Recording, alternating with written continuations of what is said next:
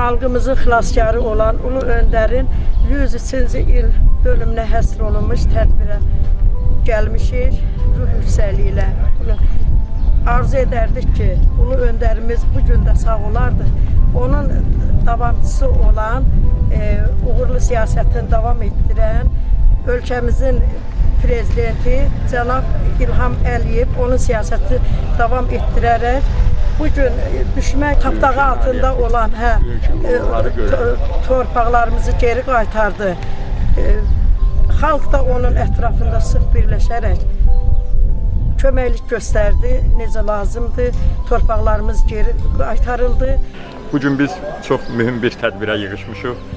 Ulu Öndər Heydər Əliyevin 103-cü il dönümünü belə ruh yüksəkliyi ilə qeyd etməyə hazırlaşırıq. Məlum məsələdir ki, Ulu Öndərimizin fəaliyyəti olmasaydı, vaxtındakı fəaliyyətləri olmasaydı, Azərbaycan bugünkü vəziyyətinə gəlib çatmazdı. Biz bilirik ki, Ulu Öndərin layiqli davamçısı cənab prezidentimiz İlham Əliyev onun bütün siyasətini uğurla davam etdirdiyinə görə bax biz bugün həm firavan, həm sülh şəraitində yaşayırıq. Ya da salaq ki, həm şimal qonşularımızda, həm cənub qonşularımızda çox böyük hegemon dövlətlər bir-biri ilə müharibə şəraitində yaşayırlar. Bu həm həmin ölkələrin vətəndaşları üçün çətindir, həm də ümumiyyətlə çətin bir vəziyyətdir.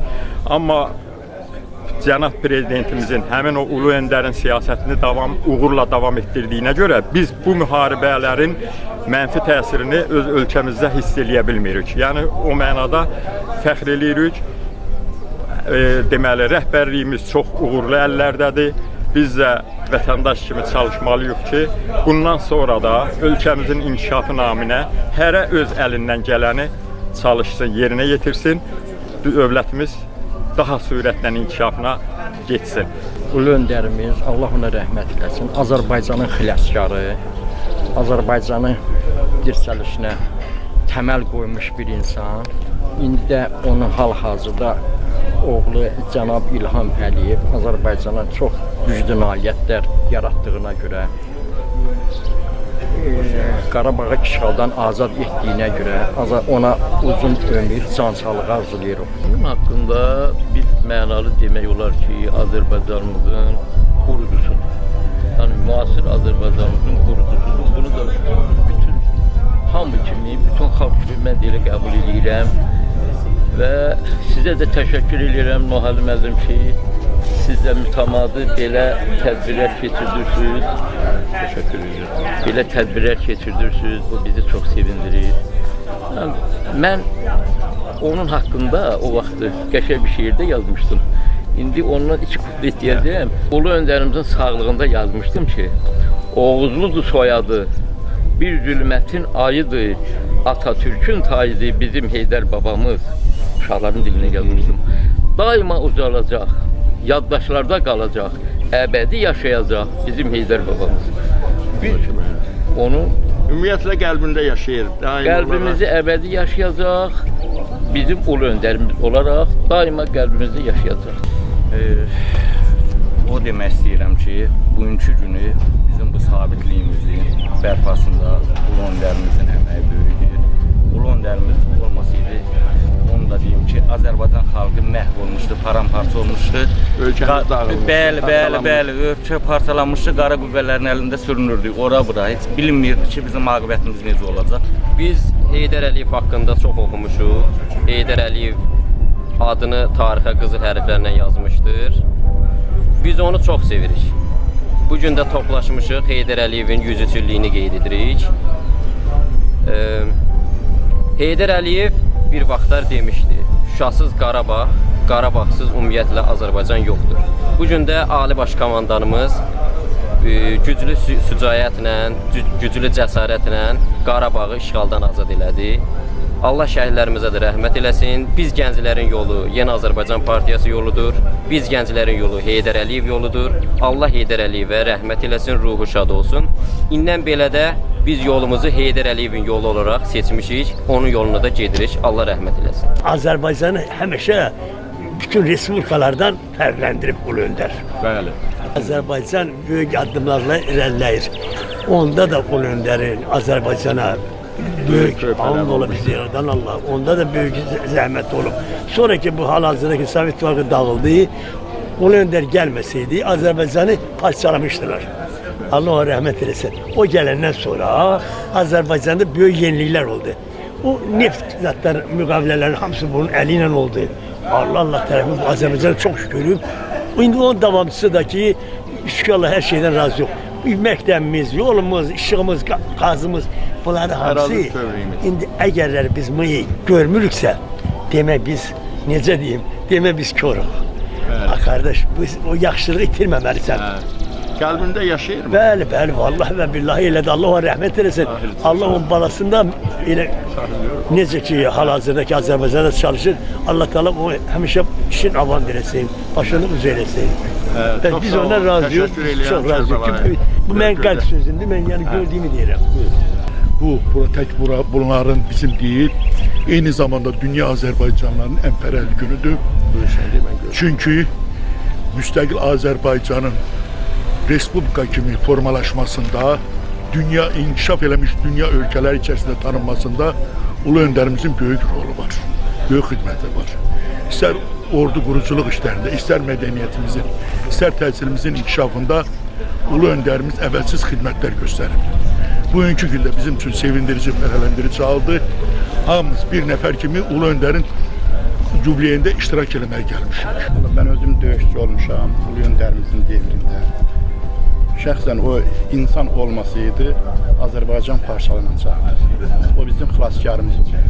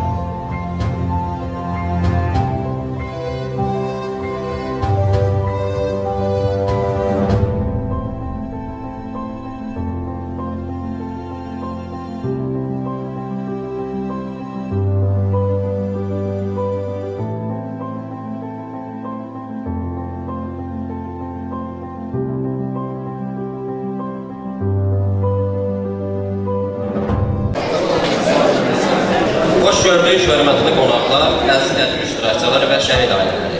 Bugün biz müasir Azərbaycan memarı, umumilli liderimiz Heydər Əliyevin xatirəsini yad etmək və onun tariximizə həkk olunmuş dəyərli irsini vərəqləmək üçün toplaşmışıq. Tədbirimizi Azərbaycan Respublikasının dövlət himni ilə açıq elan edirik.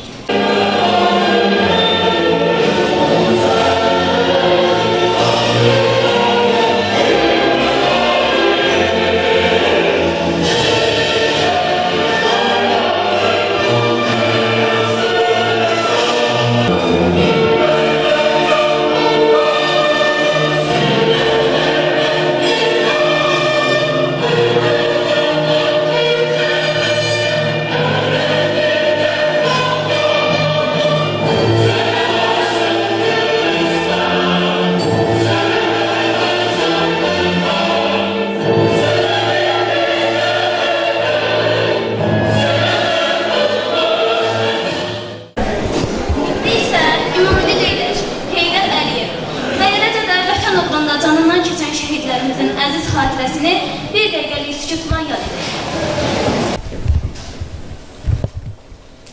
Allah rəhmət eləsin. Allah rəhmət eləsin. Biraz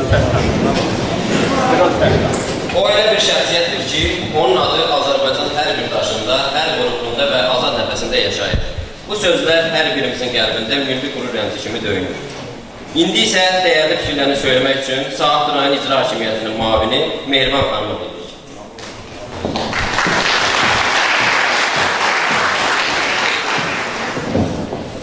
Hörmətli tədbir iştirakçıları, əziz qonaqlar, məktəblilər, məktəbin pedaqoji kollektivi, hər birinizi salamlayıram. Bugün hamının bildiyi kimi milli lider Heydər Əliyevin anadan olmasının 103 illiyi münasibəti ilə Azadkənd məktəbində keçirilən tədbirə toplaşmışıq.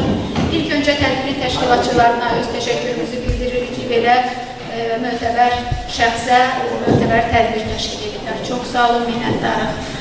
Və hər kəsə də məlumdur ki, Ulu Öndərin doğum günü ərəfəsində Respublikanın hər yerində belə silsilə tədbirlər, dəyərli masalar, elmi konferanslar keçirilir. Bu Ulu Öndərin xatirəsinə olan böyüklük, ehtiramın, minnətdarlığın bir nümunəsidir. Heydər Əliyev SSR-də rəhbərlik etdiyi dönəmlərdə belə xalqın rifahını düşünmüş, dövlətin inkişafı sayəsində addımlar atmış. Bilirsiniz ki, SSR-nin rəhbərliyi altında ölkəni qoruyub saxlamaq, xalqın rifahını təmin etmək çox çətin bir proses idi. O dövrdə milli kadrların hazırlanması sayəsində, xüsusilə hərbi kadrların hazırlanması sayəsində Cəmşid Naxçıvanski adına hərbi liseyin yaradılması, Azərbaycan SSR-nin dövlət dilinin Azərbaycan dili olması haqqında aktın qəbul edilməsi çox çətin bir prosesdir. Bugün sadə görsənə bilər, amma o dövr üçün çox çətin idi. O vaxta qədər 90-93-cü illərdə bilirsiniz ki, Naxçıvanda yaşamışdı, Ali Məclisin sədri olmuşdu və Azərbaycan üç rəngli bayrağını ilk dəfə Naxçıvanda qaldırdı. Həmin dövrdə, fəaliyyəti dövründə də 92-ci ildə Yeni Azərbaycan Partiyasını təşkil etdi, öz ətrafına ölkənin zavallı, intellektual, vətənpərvər insanlarını, xüsusən gənclərini topladı və 90-cı illər çox çətin bir dövrə edildiyi kimi təsavvüf edildi. Torpaqlarımızın ard-arda itirilməsi, 1 milyondan çox məcburi köçkünlərimizin olması, vətəndaş müharibəsi həddinə gəlib çatması belə bir vaxtda xalqın təkidi ilə ümmili lider Heydər Əliyev hakimiyyətə gətirildi. Xalqın yanında oldu. O hər zaman deyirdi ki, mən SSR-də hakimiyyətdən getdikdən sonra təqiblərə məruz qalmışam, sui-qəsdlər oldu mənə dəfələrlə. Onlarla, yüzlərlə insanların, kəşfiyyatçı insanların izləməsində olmuşam, amma Allahın böyüklüyü, xalqın birliyi nəticəsində mən bu çətinliklərdən çıxmışam və müstəqil Azərbaycanı, müasir Azərbaycanı yaratmışam. O, Azərbaycana rəhbərlik elədikdən sonra da hüquqi dövlət quruculuğu sahəsində böyük addım atdı. Azərbaycan Konstitusiyasını qəbul etmədiyi hüquqi dövlətin əsasını qoydu. Bilirsiniz ki, kənd yeridir, hamı bilir, torpaq islahatlarını ümumilli lider Heydər Əliyev tərəfindən həyata keçirildi. Kolxozlar, savxozlar ləğv edildi, əhali arasında torpaqlar bərabər bölüşdürüldü. Sosial bərabərlik təmin olundu, sosial ədalət təmin olundu. Həmçinin ölkəmizin gələcəyi olan gənclərin inkişaf etdirilməsi sahəsində təhsilə böyük diqqət göstərildi. Yeni məktəb binaları açıldı, gənclərin yaxşı təhsil alması üçün ali təhsil ocaqlarında yeni ixtisaslar yaradıldı. Bilirsiniz ki, Heydər Əliyevin təşəbbüsü ilə bir çox təhsil müəssisələrinə səfərlər olunub, gənclərlə görüşülüb, xüsusilə gənclər sahəsində Gənclər İdman Nazirliyinin yaradılması, Gənclər Gününün təsis edilməsi, gənclər forumlarının keçilməsi, bütün bunlar ölkə rəhbərliyinin xalqına, dövlətinə, gələcəyin təminatçısı olan uşaqlara, gənclərimizə göstərdiyi diqqətin qayğının bir nümunəsi idi. Və bugün Ulu Öndər ideyalarının davamçısı Cənab Prezidentimiz tərəfindən də onun ideyalar siyasəti uğurla davam etdirilir. Təhsil, səhiyyə, mədəniyyət, ölkənin bütün sahələrində biz inkişafı öz gözümüzlə görürük və bugün sizlərin təhsil aldığınız bu təhsil ocağı da bilirsiniz ki, məhz dövlət siyasətinin bir nəticəsidir. Biz sevinirik ki, bizim rayonumuzda Ulu Öndər ideyalarını həyata keçirdən böyük siyasət işığını gözlərimizlə görürük. Son 5 ildə rayonumuzda 6 yeni məktəb binası tikilmişdi ki, onun da 4-ü məhz Heydər Əliyev fondunun dəstəyi ilə həyata keçirildi. Hörmətli Mehriban xanım Əliyevanın rəhbərlik etdiyi Heydər Əliyev fondu bugün Ulu Öndər ideyalarını qoruyub, saxlayan, yaşadan, gələcək nəsillərə ötürən onun strategiyasının davam etdirən bütün sahələrdə multikultural dəyərlərin qorunması istiqamətində, beynəlxalq əlaqələrin genişlənməsi istiqamətində mühüm tövbələr verir. Mən deyərdim ki, bugün biz müstəqil ərazi bütövlüyünü bərpa etmiş bir ölkənin vətəndaşları olaraq xoşbəxtik. Necə ki, bu Öndər Heydər Əliyev qeyd edirdi ki, mən Azərbaycanlı olduğumla fəxr edirəm. Biz də müstəqil, müasir və ərazi bütövlüyünü bərpa etmiş Azərbaycanlı olduğumuza görə fəxr edirik. Biz əminik ki, və bunu gözlərimizə şahidik ki, 44 günlük vətən müharibəsi də bizim Ulu Öndər Heydər Əliyev siyasətinin təməlini qoyduğu bir siyasətin nəticəsidir. 30 ildən çox bir dövrdə Ulu Öndər gənclər arasında milli mənəvi dəyərlərin qorunması, gənclərin vətənpərvər ruhuna yetişməsi istiqamətində böyük bir siyasət həyata keçirdi. Dövlət proqramları qəbul etdi. Təhsil ocaqlarında mütəmadi maarifləndirici görüşlər təşkil olunur və bütün bunlar bizim gələcəkdə məhz 44 günlük vətən müharibəsinin hazırlıq mərhələsini təşkil edir. Qarabağı görməyən gənclərimiz torpaqlarımızın azadlıq uğrunda mübarizəyə qatıldı. Canları, qanları bahasına torpaqlarımızı azad etdilər, ərazi bütövlüyümüzü bərpa etdilər və bugün Qarabağımızda üç əsli bayraqlarımız sallanır. Biz fəxr edirik ki, müstəqil müasir Azərbaycanın vətəndaşlarıyıq. Allah bu gövlərimizə rəhmət eləsin. Onun ideyaları davam etdirən Cənab Prezidentə can sağlığı versin və xalq dövlət birliyimiz əbəd olsun. Təşəkkür edirəm. İndi isə Saat Duran Yeni Azərbaycan Partiyası təşkilatının sədri Elşən Məmməd Məzdov.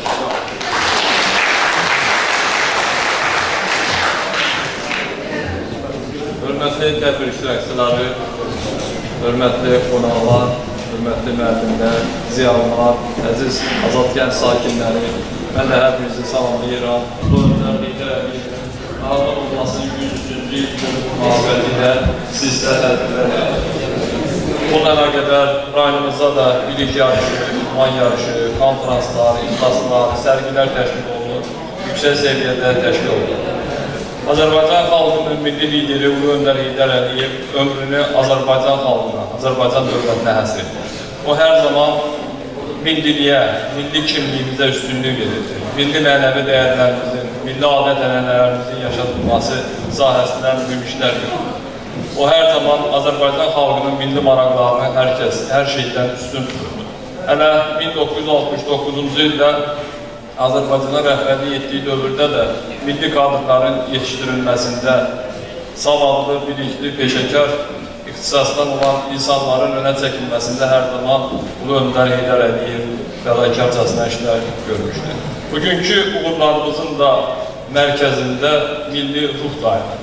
Bəli, o milli ruh idi ki, vətən müharibəsində Azərbaycan gəncləri, Azərbaycan xalqı, Azərbaycan dövləti, Müzəffər Ali Başkomandan Cənab İlham Əliyevin dəmir yumruğu ətrafında sıx birləşərək torpaqlarımızı işğaldan azad etdi. Şanlı zəfəri əldə etdik.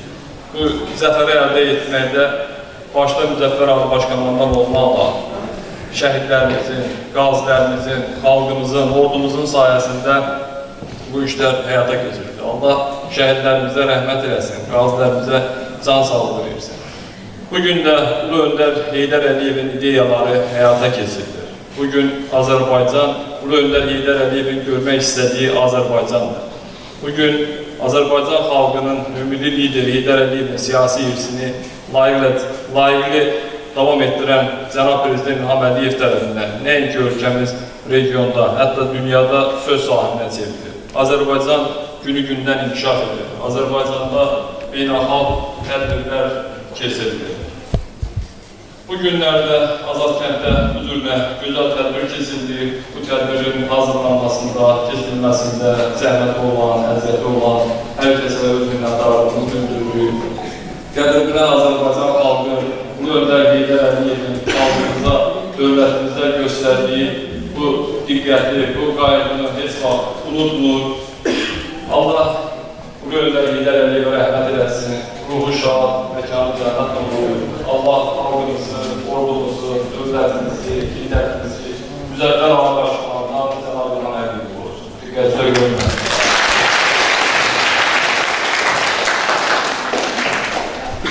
Bugün biz müstəqil dövlətin azad vətəndaşlarıyıq. Ulu Öndər hər zaman deyirdi ki, bir millətin gələcəyi onun gənclərinin təhsilindən və mənəviyyatından asılıdır. İndi isə sözü kəndin icra nümayəndəsi Ana xanım xanıma verilir. Əvvəla hamınızı salamlayıram. Gələn qonaqlara xoş gəldin deyirəm. Mən rəsmi danışmayacağım, Yaşam Əlim kimi, Yerman xanım kimi, doğruca deyəcəm, nəyi deyirəm. Mən bunu bir mötəbər yerdə demişəm, burada da deyirəm. Bizim kəndin, belə deyək, traktorisi, suçu işləyəni, pres bağlayanına zəng çalıram. Telefonda deyir, mən təxmin edirəm ki, Azərbaycanlıyam. Mən özüm qədər İlhama inanıram. Yəni, ulu öndərin, istatların bir gənclər, bir belə deyək, fəhlələr, kolxozçular, aşağı təbəqənin nümayəndələri vəzifəsinə görə yox, ulu öndəri sevərək onu telefonuna yaddaş edib və yaxud ki, indi cənab başçıysan, biz heç kəsdən qoymuruq, dəmir yumruq yerindədir. Bax, bunlar bizim üçün fəxridir. Ulu öndərdən illərlə, günlərlə danışıb sarmaq olmaz. Ulu öndərin əməyi bütün sahələrdə var, təhsildə, mədəniyyətdə, hər bir sahədə var, biri o. Biri də nəyi demək istəyirəm? Bəzən, həyəcanlıyam, bağışlıyor. Bəzən bizim birimizə vəzifə verilən bir sonra dostumuz da tanımıyıq. Ulu öndər o qədər sadədir ki, jurnalistlərə müsahibə verəndə alça yiyir, deyirsiniz də yemək istəyirsiniz, götürün alça yiyir. Və yaxud ki, pambıqçılarla, xanımlarla, aşağı təbəqənin işçilərlə görüşəndə o qədər sadət çıxış edir ki, baxır, adam baxdıqca heyran olur. Yəni, ulu öndərdən nə qədər danışdıq, qutarmaq olmaz, bizim kənd, cəmaat, hamı, yer oba, ulu öndəri sevirik, Allah ona rəhmət versin, Ali Başkomandanımızı saxlasın.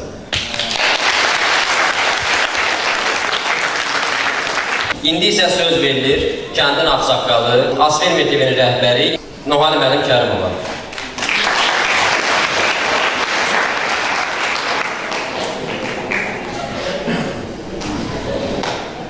Mən də salamlayıram məclis iştirakçılarını, gələn qonaqları, hanımları, şəhid ailələri iştirak edir burada, onları.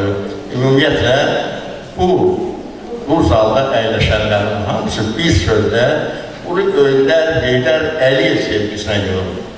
Bu, o məqsədi daşıyır. Azadkən cəmaatı həmişə Ulu Öndər Heydər Əliyevin siyasətini dəstəkləyib, müdafiə edib, bugün də cənab Prezident İlham Əliyevin ətrafında olduğunu qeyd ediblər və davamda edəcək. Səbəb nədir?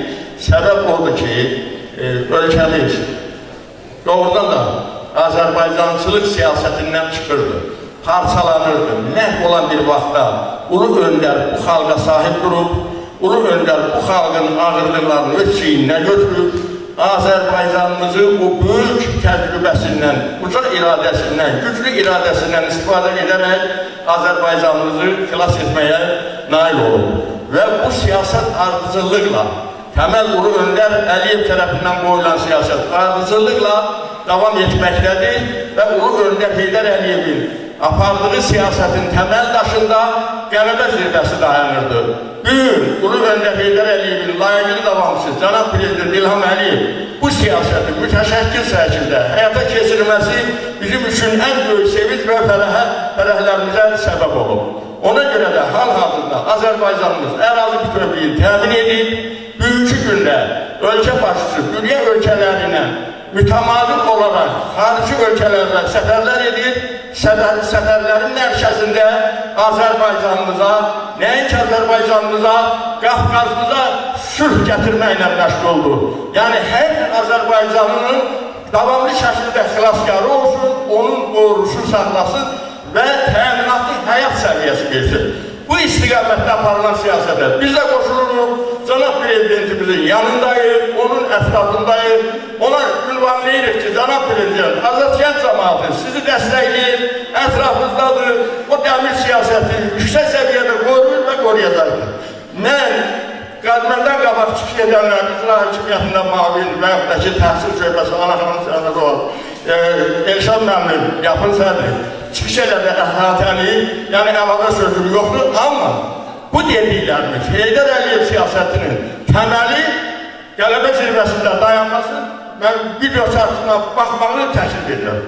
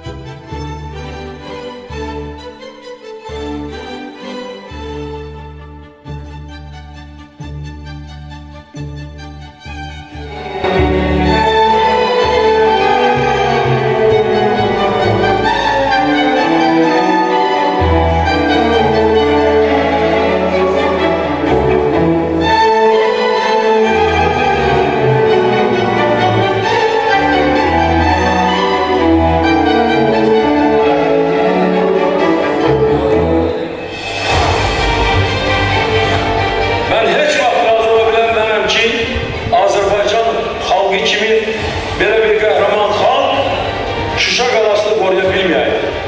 Şuşa qalasını saxlaya bilməyəydi. Laçın dağlarını qoruya bilməyəydi. Saxlaya bilməyəydi. Yox, bu qətiyyən mümkün deyildi. Eğer sapkınlık olmasaydı, eğer xəyanət olmasaydı, eğer ayrı-ayrı Azərbaycana düşman olan onun içindən olan adamlar öz şəxsi mənafeylərinə nail olmaq üçün cürbəcür hoqqabazlıqla məşğul olmasaydılar, hakimiyyət mübarizəsinə məşğul olmasaydılar, Şuşa qalası da Azərbaycanın məğlub qalası kimi yaşayacaqdı, Laçın dağlarda yaşayacaqdı. Bu sapkınlık, bu xəyanətlər bizim xalqımızın qəlbində böyük yaralar vurulur. O yaralar sağalmayıbdır. O yaralar sarılmayıbdır. O yaralar sızıldayır. Ancaq biz sızıldamırıq. Nə qədər ağır olsa da, nə qədər çətin olsa da, nəyin bahasına olsun, biz bu torpaqlarımızı geriyə qaytaracaq. Yəni, işğaldan azad edəcək. Biz bu torpaqlarımızın sahibi olacağıq. 92-ci ilin mayında o vaxtki Azərbaycan rəhbərliyini və hakimiyyət uğrunda mübarizə aparan AXC Müsavat cütlüyünü xəyanəti nəticəsində Şuşa işğal atladı. O ermənilər öz dırnaqarası əməliyyatına bir ad vermişdilər. Dağlarda toy. Halbuki hiç əməliyyat da keçirilməmişdir. Şuşa şəhəri boşaldılmışdır.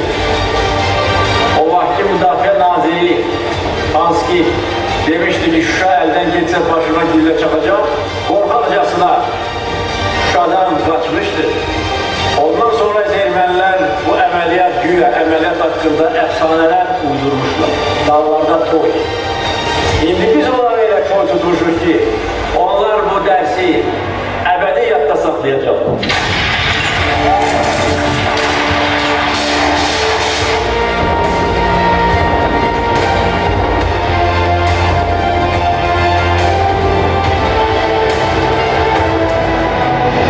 Bugün tarihi bir gündür. Bugün Xankəndi şəhərinin mərkəzi meydanında Azərbaycan bayrağını kaldırılır.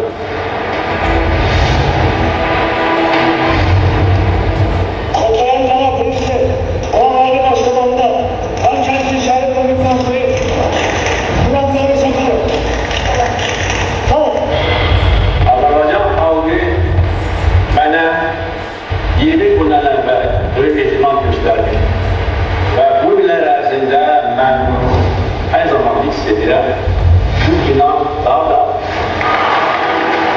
bu illər ərzində Azərbaycan gücləndi, Azərbaycan dünya miqyasında uzuna layiq yeri tuta bildi, artıq Azərbaycanla dünyada hesablaşırlar.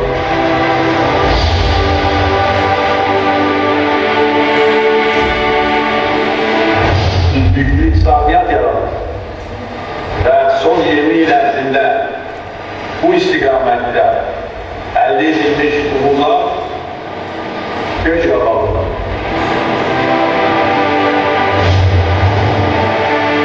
Əsl müstəqilliyə ayrılmaq üçün güclü iqtisadiyyatın olmalıdır, güclü.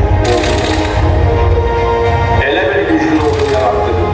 Bugün Azərbaycan Silahlı Qüvvələri istənilən vəzifəni şərəflə yerinə yetirə bilərlər və bunu biz sübut edirik.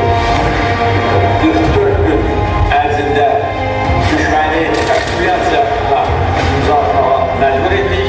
Eyni zamanda geçen ay cəmi 23 saat davam edən antiterror əməliyyatı bizim gücümüzü göstərdi və yenə də düşmən albayrak qaldırarak təslim oldu.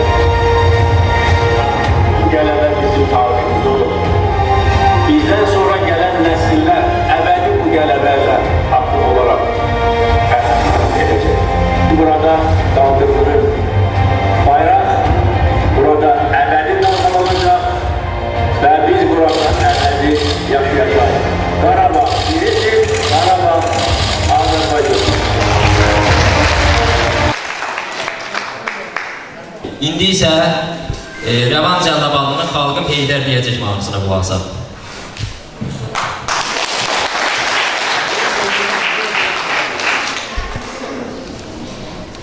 Onun milli mensubiyyəti onun qururla qaydı. Mən həmişə fark etmişəm. Bugün də fark edirəm ki, mən Azərbaycanlıyam.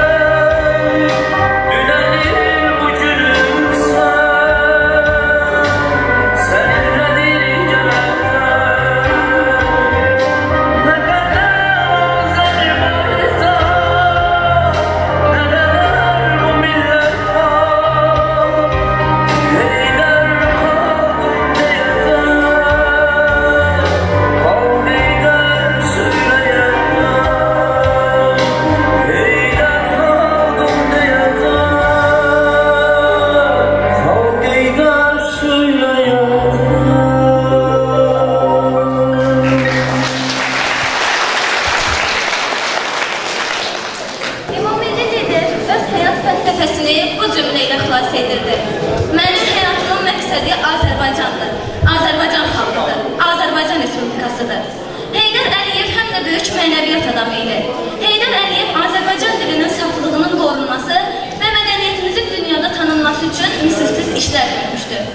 İndi isə 7-ci sinif şagirdləri Səma və Rəhməni şeir demək üçün dəvət edir. Mən Saatlı rayon Azadkənd tam orta məktəbinin 7-ci sinif şagirdi Kərimova Rəhman. Mən Saatlı rayon Azadkənd kəndinin 7-ci sinif şagirdi Rəhmanlı Səma. Daim yaşa gəllərdə, ey dahilər dahisi, sənsən uca millətin ən müqəddəs bəndəsi. Məzarın nurla dolsun, ey vəfalı ulucan, səninlə nəfəs alır, indi bu Azərbaycan. Ruhun azad dolanır, Şuşanın dağlarında, xarı bülbül boylanır, zəfər soraqlarında. Hər daşında izin var, ucalan bayrağında, indi sönməz közün var, Qarabağ torpağında. Bir bayraq altında yığdı milləti, ata tək bağrına sıxdı milləti. Xalqın əzəməti, gücü, qüdrəti, kamalı zəkası Heydər Əliyev. Başının üstündə üç rəngli bayraq, xalq ona arxadır, o xalqa dayar. Vətənin ən uca zirvəsi şahda, ondan da ucası Heydər Əliyev. Mələklər boynunda imdada çatan, xalqın nicat yolun xalqa anladan, bu müqəddəs yolda təkcə can atan, ilahi qüvvədir Heydər Əliyev. Qılıncın gəlimi, qələmin qulu, haqqın dərgahına uludur ulu. Sevdiyi bir vətən, bir Allah yolu, sönməz əbədidir Heydər Əliyev. Vətən, xalq yolunda canını verən, həyatda mənalı bir ömür sürən, hər bir addımında uzağı görən, gözüdür xalqının Heydər Əliyev. Millətin adını yüksəkdə tutan, imzasını əbədi tarixə atan, düşdüyü bəladan qurtuluş tapan, düşünən beyindir Heydər Əliyev. Bəşər tarixində yeri görünən, xalq ilə ağlayıb xalq ilə gülən, ulu önləri tək xalqın döyünən, yanan ürəyidir Heydər Əliyev. Haqq sözüdür Həsən deyir dili ilə, sevgi vəsf edilməz xalqa gücü ilə, dünyada hər yerdən görünə bilən, əl çatmaz zirvədir Heydər Əliyev.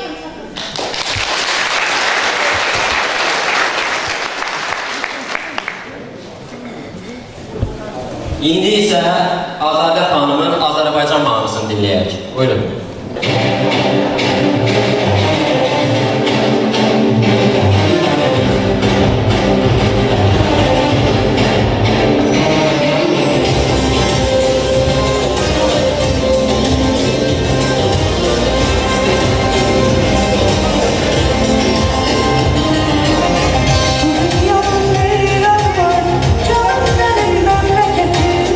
Güneş gibi daim yanar, onda yurdum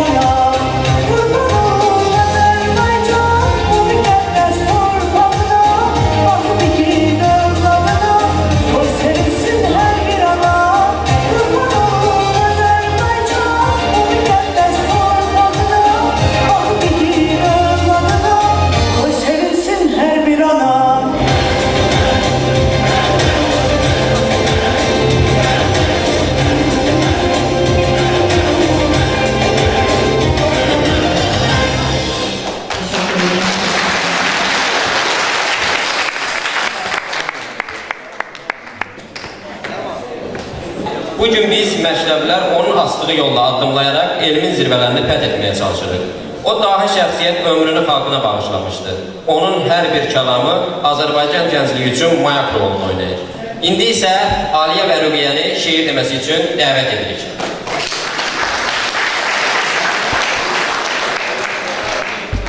Gəlişinlə qurtulubdur bu vətən. Sən oldun bu xalqa ümid və güvən. Sən oldun dar gündə kömək yetən. Ulu bir sərkərdə, ulu bir öndər. Ucaltdı hər yerdə bayrağımızı, yazdı tarixlərə ad sanımızı. Tanıtdı dünyada varlığımızı, ulu bir sərkərdə, ulu bir öndər. Hara baxırsansa nişanələri, özündən sonraki abidələri, bizlər tərk etmir xatirələri, ulu bir sərkərdə, ulu bir öndər. Heydər adı dastanlara çevrildi, ona qüdrətini yerisi bildi, Allah onu yurdumuza yetirdi, ulu bir sərkərdə, ulu bir öndər. Zəhmətiyle dirçəkdi yurdunu, gücləndirdi yenilməyə ordunu, ödəyibdi bir rəhbərin borcunu, ulu bir sərkərdə, ulu bir öndər. Bu idi məqsəd, vətən ucalsın, oğulları düşmənləri dağlasın, analar gözünü sevinci anlatsın, Ulu bir sərkərdə, ulu bir öndər. Elindən gələni xalqına yetdi, ağ günə çıxarıb dünyadan getdi, qoymadı desinlər, yolunuz bitdi. Ulu bir sərkərdə, ulu bir öndər.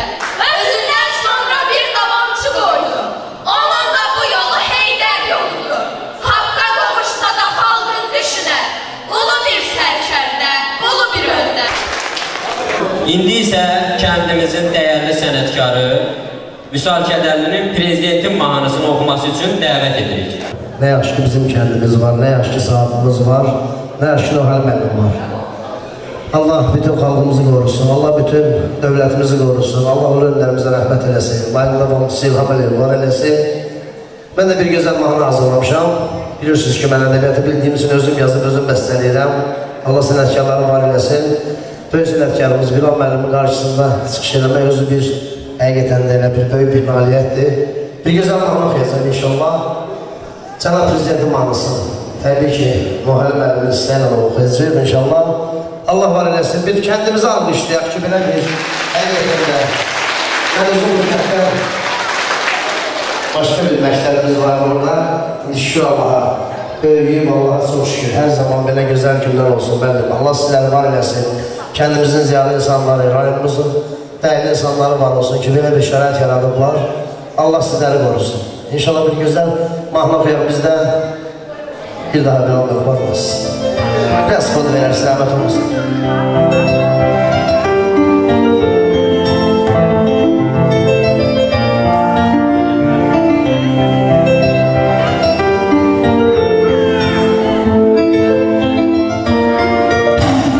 Qarabağımızı aldı, cənab prezidentim, dünyaya səs saldı, cənab prezidentim.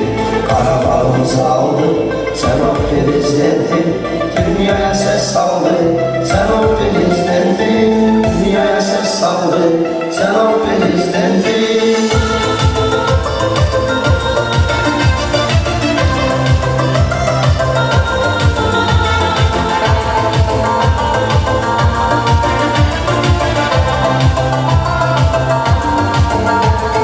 Milletiyle her vakit dost gibi öğretti, sen Allah'tandı, 30 yıl sabretti.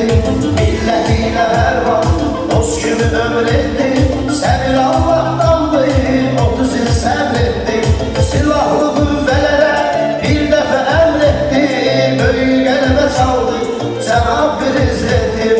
Silahlı kuvvelere bir defa emretti, bölgelere saldı, Cenab Prezidentim. Karabağımızı aldı, Cenab Prezidentim. Dünyaya ses saldı, Cenab Prezidentim. Karabağımızı aldı, Cenab Prezidentim. Dünyaya ses saldı, Cenab Prezidentim.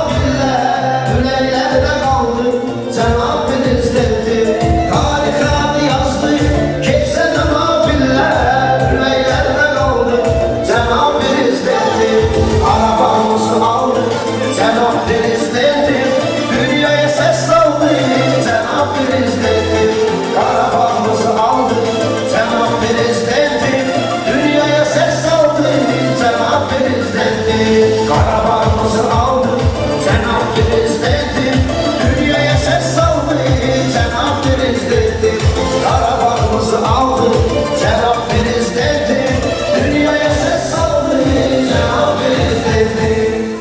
Çox sağ olun.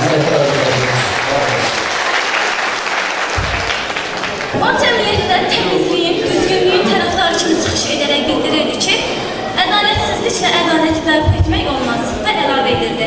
Həqiqi mənəviyyatı milyonlarla, milyarlarla almaq mümkün deyildi.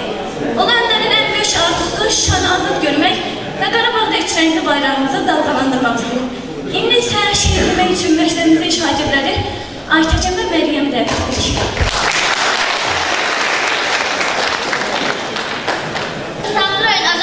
Tam orta məktəbinin 8-ci sinif şagirdi İsmailzadə Məryəm. Mən Sabir rayon Azadkənd tam orta məktəbinin 8-ci sinif şagirdi Cahangirli Aytəkin. Zamanın hökmündə bir imza durur. Siyasi zəkanın uca zirvəsi, o xaos içində bir nizam qurdu. Millətin sarsılmaz, sönməz nəfəsi, diplomat masası, dövlət sancağı, hər kəlmə bir hədəf, hər söz bir qərar, onunla ucaldı yurdun bayrağı, onunla fəth oldu uca arzular. Duyğular kəlməyə sığmır bu məqam, sən bizə bir dövlət, bir ad qoymusan. Hər qarış torpaqda, hər bir uğurda, sən varsan çünki sən xalqla dolusan. Sən uzaq hədəfə baxan bir qartal, zirvələr səcbəndə, yollar izində. Biz sənə güvəndik, biz sənə yandıq, ucaldıq dünyada hər bir sözündə. Bir əmr verdin ki, millət yaşasın, bayrağın göylərdə qürurla əssin. Sən elə bir miras qoyub getdin ki, zamanda, tarix də sənə baş əysin. Şagirdin, əskərin, hər kəs səninlə, ruhun bu məktəbdə, bu sədada var. Sənin qurduğuna sadiq qalaraq, bizimlə yüksəlir uca arzular. Adın bir andımız, yoldan yerimiz, doğum günü mübarək, ey daxil öndər. Sən bizə bəxş etdin bu azadlığı, nur içində uyu, ey böyük rəhbər.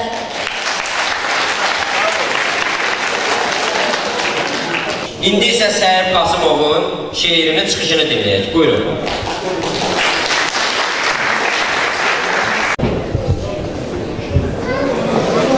Dəvət üçün çox sağ olun, hər birinizə təşəkkürümü bildirirəm. İlk öncə bugün saatımızın bütün Azərbaycanımızın bütün kəndləri gözəldir, bütün bölgələri gözəldir. Bugün biz gözəl saatımızın Azadkənd kəndində gözəl bir insanın, gözəl bir şəxsiyyətin, ulu öndərimiz Heydər Əliyevin 100 illik tədbirinə yığışmışıq. Yəni hamımıza böyük təşəkkürü, minnətlərimi bildirəm. Çox sağ olun, çox var olun. Bəli, bu gözəl insanın, ulu öndərin haqqında biz səhərdən axşama, axşamdan səhərə nə qədər danışdıq, genə azdır. İndi bizim yaşımız, yaş həddimiz ona imkan verir ki, ulu öndərin, yəni həyat yolundan az çox məlumatımız var. O böyük bir illəri Sovet hökuməti dövrü, SSR vaxtı orada işləyib. Təbii orada elə biz zirvəni fəth edib, general rütbəsini alacaqıb. O bizim hamımıza, biz Azərbaycanlı ki, Türk kimi fəxirdir, həqiqətən də fəxirdir. Amma bunlara hamısına baxmayaraq, Sovet hökumətinin, Sovet rejiminin bir çox qadağalarına baxmayaraq Heydər Əliyevin həmişə nəzəri əli Azərbaycanın üstündə olur. Təbii belədir. O Azərbaycanın qurucularından olur. Onun Azərbaycanın üzərində böyük xidmətləri olur. Allah ulu öndərimizə qanı rəhmət eləsin, yerin məkanın cənnət eləsin, ruhun şad eləsin. Təbii onun ruhu şaddır.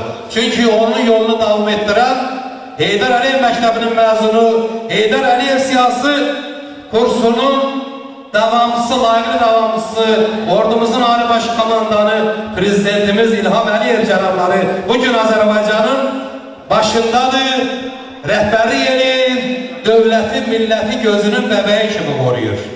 Allah prezidentimizə də can sağlığı versin.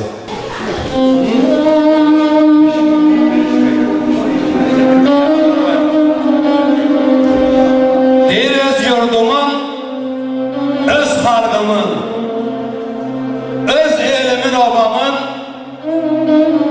qardaş Türkiyəmin, doğma müstəqil Azərbaycanımın vəfasına qurban olun.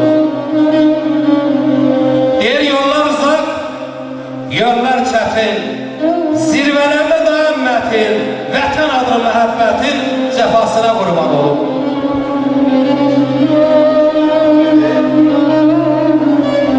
Deyir, əhli xoşdur hər günəmən, Süsənimin, Sümbülümün, Ankara'nın, Bursa'nın, İstanbul'umun, Bakı'mın, Şəkimin, doğma Naxçıvanımın, Qarabağımın havasına qurban olun. Deyir, əsriyəm dağlarların, təmiz əhdin, düzül qarın, ovaların, ömərlərin havasına qurban olun. Ana yurdun hər yerinə, həm də obasına qurban olun. Doğmalı mənim, bu tədbiri kim təşkilatçılıq edeyim, bu işdən kimin əməyi olub, Allah hamısına can sağlığı versin. Qoy nə qədər bəşər kainat varsa, Türkiye Azərbaycana, Azərbaycan Türkiye desin can, yaşasın Türkiye Azərbaycan. Həm İlham, həm Erdoğan, bir gün görmüşlər gəlsin.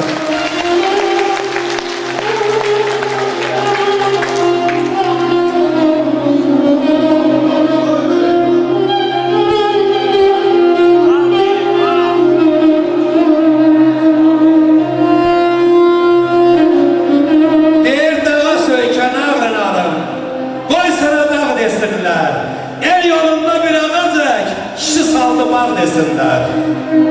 Dünya mətləb dünyasıdır, qalanlar min yaşasın. El yolunda sinəsini, gələnlər min yaşasın. El ovasının, dövlətinin, millətinin qaygısına qalan İlham Əliyev prezidentini min yaşasın.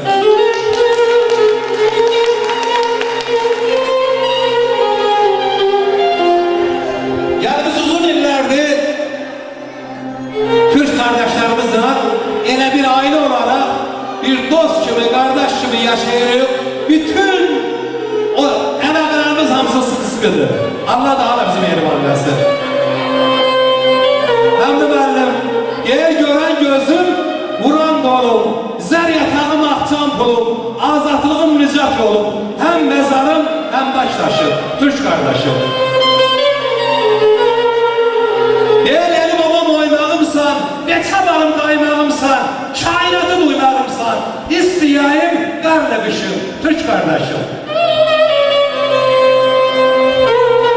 Sen boyumsan, boyatımsan, düşsə dolu həyatımsan, çoxdandır bizlərə atıbsan, yavrum, kuzum, arkadaşım, Türk kardeşim.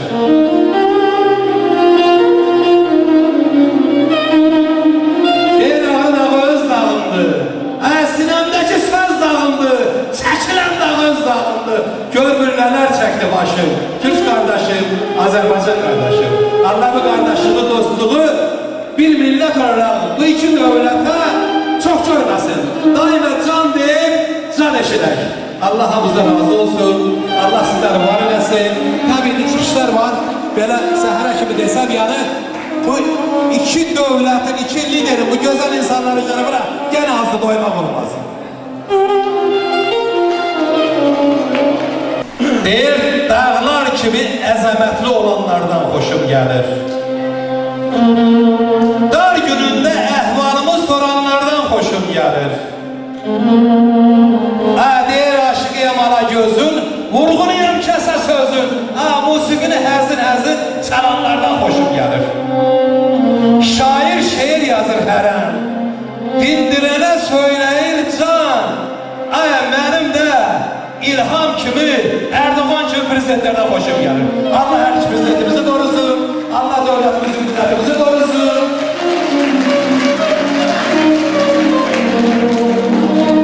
Şimdi isə rayonumuzun fəxri, dəyərli sənətkarımız Ramin Saatlı'nın Tanrı Türk'e yar olsun mahnısını dinləyək. Buyurun mənim. Bütün tədbir iştirakçılar, hepinizi salamlayıram. Allah Teala ürünlərimize qəni-qəni rəhmət eləsin. Ali Başkan Allah'ımızı qorusun, dövlətimizi, millətimizi, xalqımızı qorusun. Hər birinizə sonsuz təşəkkürü bilirəm. Mühərrim müəllim, var olasınız, təşəkkürü bilirəm. Musiqimiz səslənsin. Tanrı Türk'e yar olsun. Tanrı hər birinizə yar olsun.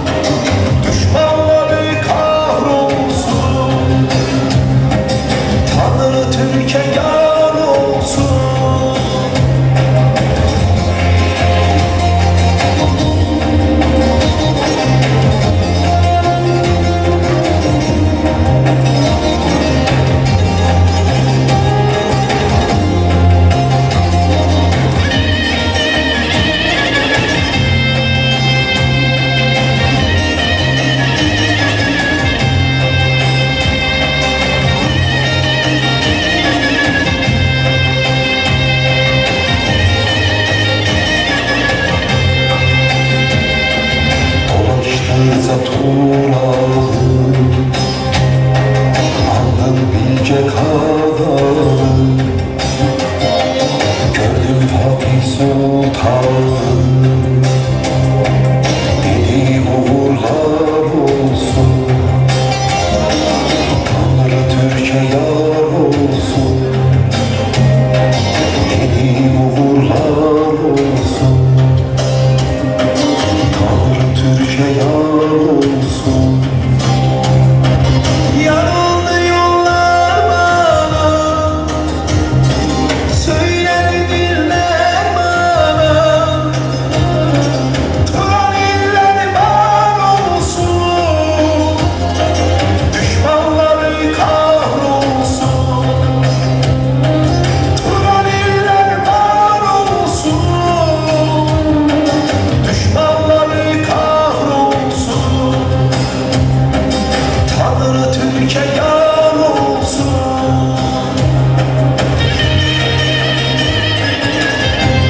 Tanrı her birinize yar olsun.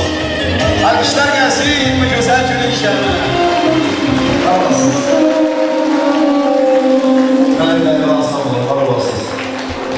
O öz çıxışlarıyla ana dilimizin nə qədər zəngin və qüdrətli olduğunu sübut edirdi.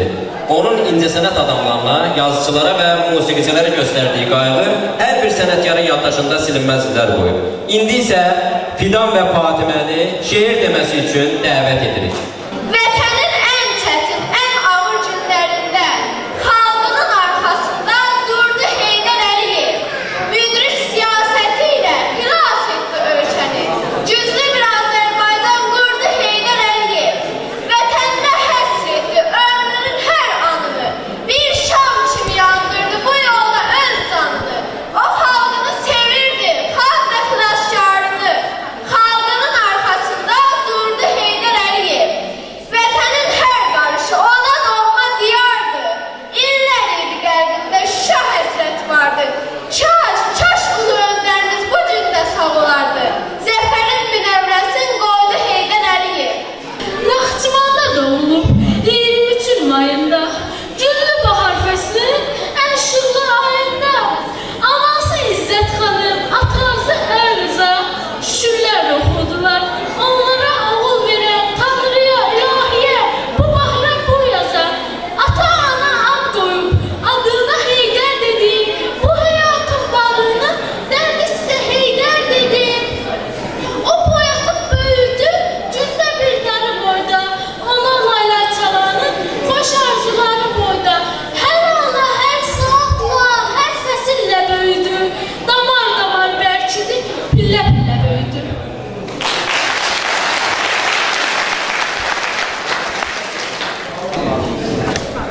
O bu böyük yolu böyük bir qətiyyətlə hazırladı və bu gün onun layiqli davamçısı Müzəffər Ali Baş Komandan İlham Əliyevin bu vəsiyyəti qanımız və canımız bahasına yerinə yetirdi.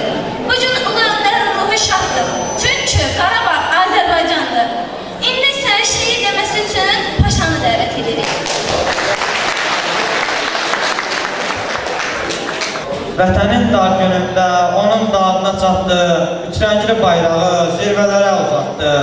Yurdumuzun üstündən qovdu qara kölgəni, məhv olmaqdan qorudu, xilas etsin ölkəni. Çiçəklənən ölkəmiz Gülüstana oxşayır, özün olmasan belə əməllərin yaşayır. Ulu öndərin qəlbində hər zaman bir Şuşa, bir Qarabağ miskili var idi. O zamanlar böyük inamla söylədiyi Şuşasız Qarabağ, Qarabağsız isə ümumiyyətlə Azərbaycan yoxdur fikri bu gün şanlı ordumuzun qəhrəmanlığı sayəsində reallığa çevrildi. O özünü bu yolu həsr edənləri yüksək qiymətləndirərək deyirdi. Mən dünyada müəllimlikdən yüksək ad tanımıram. Əziz qonaqlar, Heydər Əliyev tərəfindən qoyulan bu möhkəm təməl bu gün onun layiqli davamçısı tərəfindən daha da gücləndirilir. Biz bu gün hər birimiz Heydər Əliyev dühasının və qurduğu dövlətin şahidləriyik. İndi isə sözü məktəbimizin direktoru Səfərova Nuranə müəllimə veririk.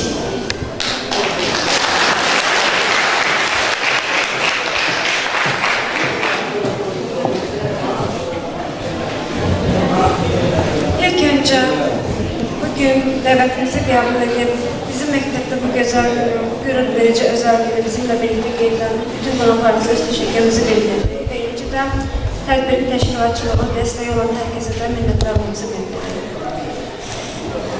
23-cü ilin mayında, baharın ən gözəl ayında Azərbaycan səmalarında parlaq bir günəş doğdu.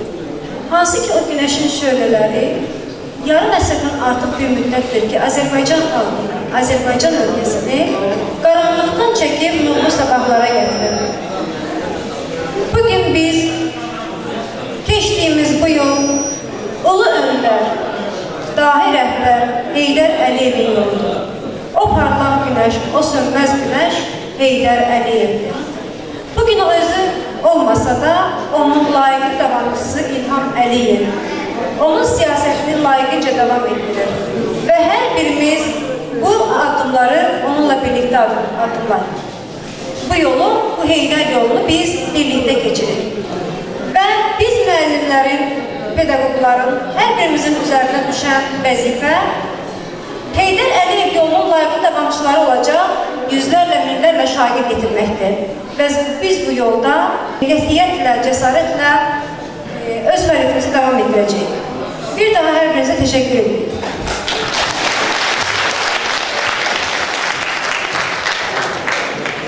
Ulu öndər Heydər Əliyevin siyasi müştəriyə daşıdığı Azərbaycan birliyini, bütövlüyünü dahi şair Səməd Vurğun öz məşhur şeirinin misralarında belə təcəssüm etdirmişdir.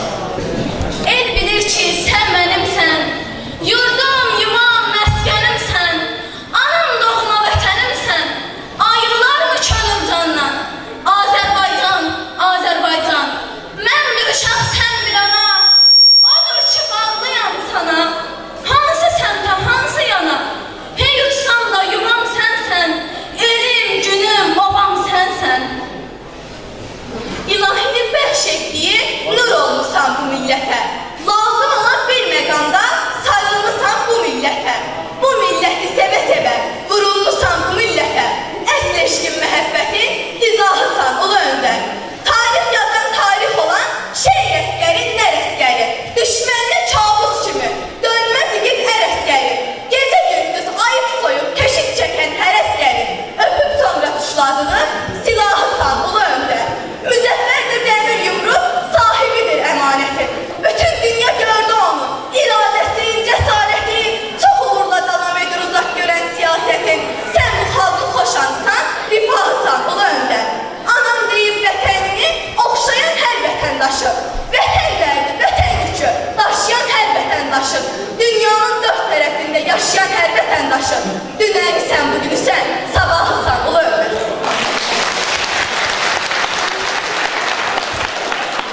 İndi sən şeir demək üçün Ağabükəni dəvət edirik. Zəhməti ilə dirçəltdi yurdunu, gücləndirdi yenilməyən ordunu, ödəyibdi min rəhbərin borcunu, ulu bir sərkərdən, ulu bir öndər. Bu idi məqsədi vətən ucalsın, oğulları düşmənləri dağlasın, anaların gözünü sevinç ağlatsın, ulu bir sərkərdən, ulu bir öndər.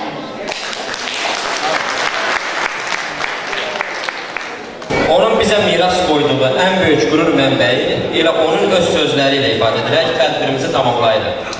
Mən həmişə fəxr etmişəm. Bugün də fəxr edirəm ki, mən Azərbaycanlıyam. Diqqətinə görə İndi isə Azərbaycanımızın fəxri, xalq artistimiz, dəyərli sənətkarımız Bilal Əliyevi mahnı oxumaq üçün dəvət edirik. Buyurun Bilal Əliyev.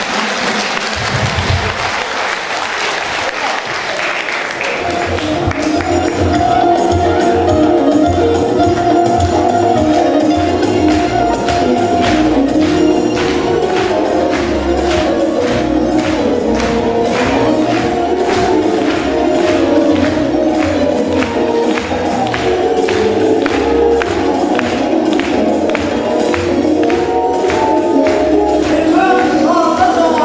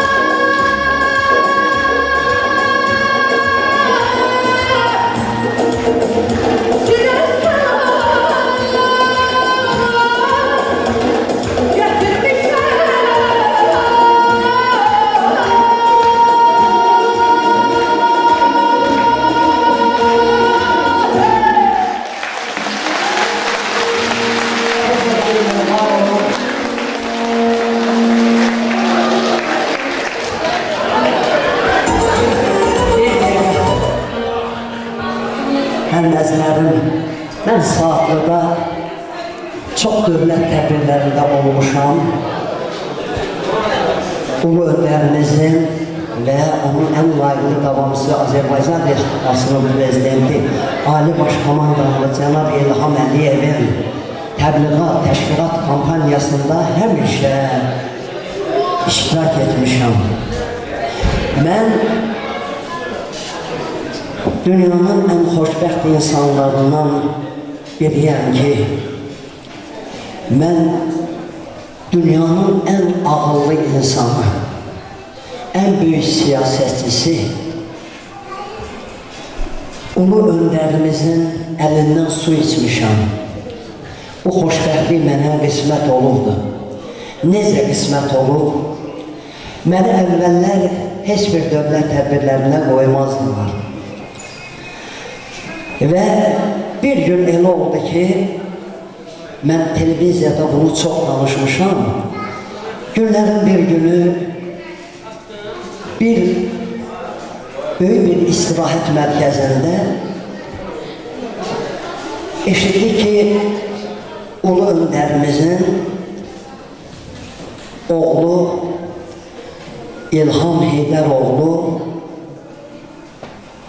dünyanın başqa yerlərindən olan qonaqlarla bərabər həmin bizim olduğumuz istirahət mərkəzinə gəlir. Və bunu eşidəndə oranın baş rəhbərləri təxminən 100-ə yaxın sənətçini ora dəvət etmişdilər ki, bəs İlham müəllimin hansından xoşu gəlsə, o onun qarşısında çıxış edəsin. Təxminən bir 10-15 dəqiqə onlar yemək yedikdən sonra çağırdı o baş rəhbərlərini, dedi ki, bəs sizdə kimlər var oxuyanlar? Ki, bu xarici ölkədən qonaqlarımız var burada, onların qarşısında çıxış etmək üçün. Bir az çəkdilər, çox böyük xalq artistlərinin adını çəkdilər, 1, 2, 3, 5, 10. Mənim adıma gələndə, hələ mən onda heç bir fəxri adım da yox idi. Mənim adıma gələndə İlham müəllim, Allah ona can sağlığı versin, dedi ki, hə, Bilal gəlsin olsun. Çağırın Bilal Əliyev gəlsin, oxusun. Gəldim, oxudum, gördüm, doğrudan da qonaqların da xoşuna gəlir və İlham müəllimin də xoşuna gəlir. Biraz da ürəklə başladım oxumağa, mikrofonu qoydum yerə, mikrofonsuz bir gözəl zəngülə vurdum. İlham müəllim qalxdı ayaq üstə, alqışladı məni, bütün qonaqlar hamısı məni alqışladı və onda İlham müəllim orada zarafatiyana bir söz dedi ki, bax bizdə belə istedadlar var, sizdə var, gülə-gülə dedi ki, yox, sizdə yoxdur. Və ondan sonra mən oxumağımı bitirdim, o qədər gözəl ifham oldu ki, orada əvəzsiz, elə bir o da Allahdan idi. Və getdim, o geyim otağında əyləşmişəm, bir də Cənab Prezidentimiz İlham Əliyev məni çağırdı, mənə təşəkkür elədi, dedi ki, Bilal müəllim, biz sizə təşəkkür edirik ki, bu bütün xarici ölkələrdən gələn qonaqların yanında bizim üzümüzü ağ elədiniz. Dedim, əstağfurullah, İlham müəllim, Allah ulu öndərimizi və sizi bizim başımızdan heç vaxt əksik eləməsin. Çox sağ ol, Bilal, çox sağ ol. Sənin hər nə problemin olsa, biz sənə kömək eləməyə hazırıq. Mən orada özümü itirmədim, Cənab Prezidentə dedim ki, İlham müəllim, mənim heç bir problemim yoxdur. Ancaq bir dənə mənə nömrə versəniz, mənim problemim olanda mən sizə zəng vurum. Hələ orada da mənə bir nömrə verdi. İndi həmin nömrə Cənab Prezidentin köməkçilərindən biridir. Və mənə dedi ki, saat 10-dan sonra hər gün işdə oluram. Nə vaxt istəsən zəng vura bilərsən. Və katibəsinin adını da dedi, Cəmilə xanımın adı. Səbirsizliklə səhərin açılmağını gözləyirəm. Saat 10 oldu. Bir dəqiqə o yana zəng vurmuram ki, yenə birdən açıqlarına gələrəm. Düz 10'da zəng vurdum. Cəmilə xanım götürdü telefonu. Bəli, Bilal müəllim, eşidirik sizi. Mənə təəccüblü gəldi. Dedim, siz hardan bilirsiniz? Dedim, nə danışırsınız? İlham müəllim saat yarımda təxminən gəlirdi işə, biraz da tez gəlmişdi. Saat yarımda yalnız və yalnız sizdən danışır. Dedim, təşəkkür edirəm, minnətlarımı bildirirəm. Allah ulu öndərimizi və onun ən layiqli davamçısı Azərbaycan xalqının böyük oğlu İlham Əliyevi Allah yaradan bizə çox görməsin. Dedi, amin, amin. Dedim, nə problemim var sən? Dedim, Cəmilə xanım, mənim bir problemim var ki, mənim hər vaxt tədbirlərdə qarşımı kəsdirlər dövlət tədbirlərinə izin vermədilər mənə. Hətta bir neçə dəfə iştirak eləmişəm, hamısında müəmmalar olur. Onlardan biri də Turqud Ozal. Allah rəhmət edəsin, Azərbaycana səfərə gələndə xalq cəbhəsinin vaxtında. Mən onun qarşısında konsertin sonunda oxuyurdum. Bütün işıqları söndürdülər. Bütün işıqları söndürdülər, mikrofonsuz başladım oxumağa. Yəni, belə təzyiqlər çox olub mənə və Cəmilə xanım mənə dedi ki, baş üstə bu dəqiqə mən İlham müəllimə məruzə edəcəm. Və necə məruzə elədirsə, bir gün sonra mənə Respublika Sarayından kütləvi tədbirlər rejissoru Gülyaş Şəfiyeva deyirdi biz ona. Dillərində rəhmətə gedib, Allah rəhmət eləsin. O mənə zəng vurdu. Dedi, Bilal'la danışan, dedim, bəli. Bizə dedi, tapşırığı var ki, siz ulu öndərimizin qarşısında bir mahnı oxuyacaqsınız. Dedim, baş üstə. Bildim ki, orada da mənim başıma nəsə bir oyun asacaqlar. Dedim, biraz ağılla hərəkət eləmək lazımdır. Nə oxuyacaqsan? Dedim, Nabil Əzimovun bir mahnısı var, onu oxuyacaq. Amma o ki, muğammat eləmək istəməkdə onu mən orada bildirmədim. Bildirəm ki, canlı ifa edəcəm və orada azaddır. Mahnının ikinci kupletindən zilə gedəndə qatarı tutdum və qatar üstündə zəngülələrlə çox belə gözəl şəkildə belə bir şey oxudum. Sanki zərif gül kimidir, söz söhbəti can alır, can gözəlliklər məskənisən, sən əzəldən Azərbaycan. Bir ümidlə araz axar, sir saxlayan nəqş-i cahan. Cəlili var, Cabidi var, Füzulisi, Nizamisi, Nəsimisi, Şirvanisi, Səməd Vurğun, Xəlil Rıza, Rəsul Rıza, Anar, Elçin, Məmməd Araz, Şəhriyarı, Bəxtiyarı, Üzeyli Bəxtiyarı, Vaqif Şahin Xətaisi, deməmişəm mən çoxunu.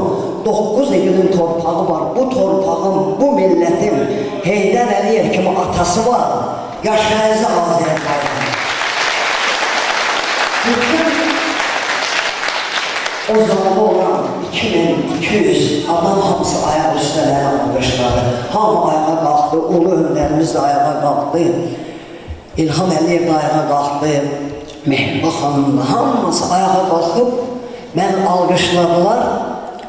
Və mən səhnədən alqışlarla çıxdım, getdim. Hələ mən həyatımda elə şey görməmişdim ki, gördüm kütləvi tədbirlər rejissoru məni çağırır ki, Bilal müəllim hardadır? Çıxdım, elə tərimi silirdim dəsmalla. Dedim, bəli, Gülya xanım, eşidirəm sizi. Dedi, Heydər Əliyev tapşırıq verdi oradan ki, konsertin axırında, finalda Bilal Əliyev bir əldə mahnı oxusun, onun oxumağına bir də baxam mən.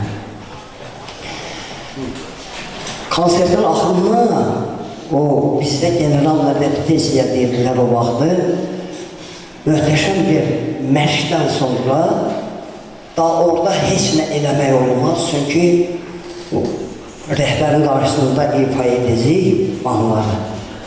Orada da indi hörmətli bir adam konserti bağlayır, hansısa oxuyan bilmirəm, xəbərim yoxdur. Dedim, baş üstə. Dedim də oxuyarsan, dedim, böyük bəstəkarımız Rauf Hacıyevin Azərbaycan mahnısını oxuyaram. Dedi, əla, əla. Və çıxdım bu mahnını səhnəyə çıxıb, YouTube'da var, baxa bilərsiniz hamınız. Səhnəyə çıxan kimi, o musiqinin səsi gələn kimi, bütün tamaşaçılar hamısı ayaq üstə qalxdılar. Mahnını əvvəldən axıra qədər öz alqış sədaları ilə müşahidə edərlər.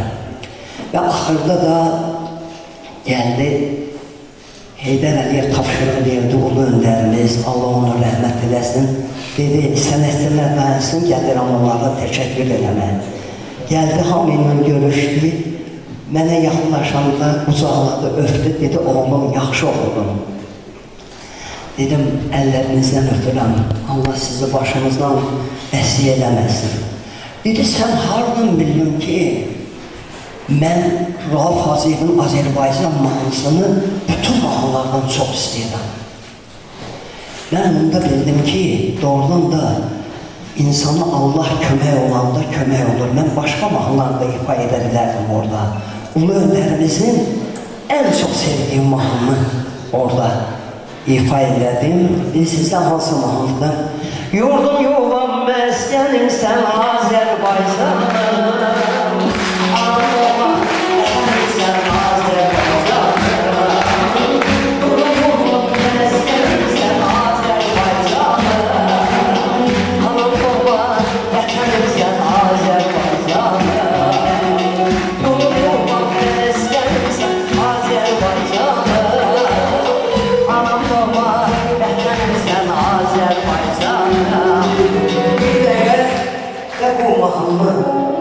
Onun en çok sevdiği mahnı olduğunu orada bildim. O gündən bütün dövlət tədbirlərinin hamısında mənə tapşırığı gəldi ki, ulu öndərimiz gəlib çıxış edəndə ya ondan əvvəl ya da ondan sonra yalnız və yalnız mən oxumalıyam. Bugün də mən onun ruhunun qarşısında baş əyirəm. Sonda o əsər səslənəcək, ancaq biz ulu öndərimizin ən layiqli davamçısı Azərbaycan Respublikasının prezidenti, Ali Başkomandanımız Cənab İlham Əliyevə minnətdarımızı bildirdi ki, ulu öndərimizin bütün yalnızı qalmış arzularını, ideyalarını, hamısını layiqincə yerinə yetirdi. Ona görə də prezidentimizin şərəfinə bir alqış gəlsin. Yaşasın Azərbaycan Respublikası. Yaşasın Azərbaycan xalqı. Yaşasın Azərbaycan ordusu. Var olun, min yaşlayın. Allah prezidentimizi başımızdan heç vaxt rəsmi etməsin. Alqışlar xalqımızın şərəfinə gəlsin. Prezidentimizin şərəfinə gəlsin. Ular önlərimizin də ruhumuz qarşısında. Böyük hörmətlə, saygıyla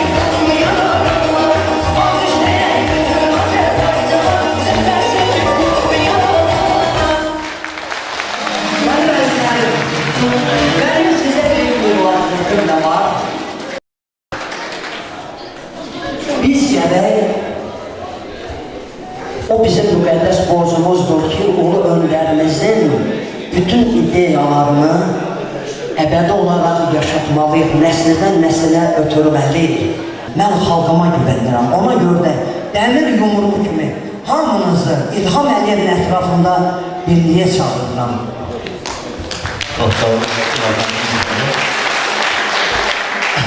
Hörmətli məclis iştirakçıları, bizim bu məclisi bu qədər gözəlləşdirən, rövlənləndirən, bu səviyyəyə gətirib çıxardan qeyd eləmək istəyirəm ki, Heydər Əliyev məhəbbəti, Heydər Əliyevi istəyi Cəlaləddin Rumi siyasətnamə əsərində belə demişdir.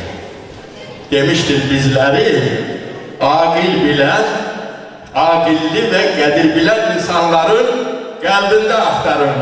Bizi qəbrəstanlıqlarda axtarın. Ulu Öndər Heydər Əliyev aqil bilən, aqilli və qədir bilənlərin qəlbində həmişə yaşayıb və yaşayacaqdır. Buna misal olarak mən bu tədbiri möhtəşəm keçirmək üçün Bilal müəllimə zəng etdim. İkiləndim idi. Burada bir sir var. O sirri açmaq istəyirəm. Bilal müəllimə zəng etdim. Dedim Bilal müəllim, sizin haqqında bilirəm ki, siz Heydər Əliyevin eşqi qəlbi sizin qəlbinizdə həmişə yaşayır və İlham Əliyevə qarşı olan sevgidən xəbərim var. Mənim gönlümdən keçir ki, belə bir möhtəşəm tədbir keçirək və o tədbirin iştirakçısı olasın. Bildirmək istəyirəm ki, Bilal müəllim bu tədbirə Heydər Əliyev sevgisinə, İlham Əliyev sevgisinə gəlib. Bu, gəlib burada nəyisə marağını axtarmayıb. Alnından ötürəm. 1, 2, Ramil müəllimə müraciət etdim. Ramil müəllim dedi ki, tam səliqəli. Dedi, orada nümunə göstərəcək mənim müşahidəçilərim. Səliqəli geyim, yüksək intellektik səviyyəsi mənim gözüm üstə. İnanın ki, təmənna söhbəti yoxdur. Və bu gələnlərdən Musa Kədərli özü bilir. Musa Kədərli haqqında onun gəlib qalib olmasında mən dünya təqiyyə edib çıxmışam, özü bilir. Onu orada tanıdırmışlar, yəni dəstək olmuşam. Bu belədir. Təmənna məqsədi üçün deyil. Gələn burada xanım və yoldaşlar. Bunlar hamısı Cəlaləddin Ruminin dedikləridir. İçərdə Heydər Əliyev məhəbbəti var, qəlbdə, ürəkdə İlham Əliyev sevgisi var və bu məsələyə hamı birlikdə, bax, belə əqidəli insanlar görüşür və bu zalda əyləşənlər də Heydər Əliyev sevgisinə yığılıb, İlham Əliyev sevgisinə yığılıb, qalib ölkənin qalib lideri kimi sizin də faiz var, haqqınız var. Bilirəm ki, azı kəç zamanı Heydər Əliyev, İlham Əliyev siyasətinin yanları yumruğunda səyablar əvəldə olur. Buyur, onları borç verirdim gibi. Azərbaycan səslənir səmmanın gələndə, bir ehtiram dəstənir səmmanın gələndə.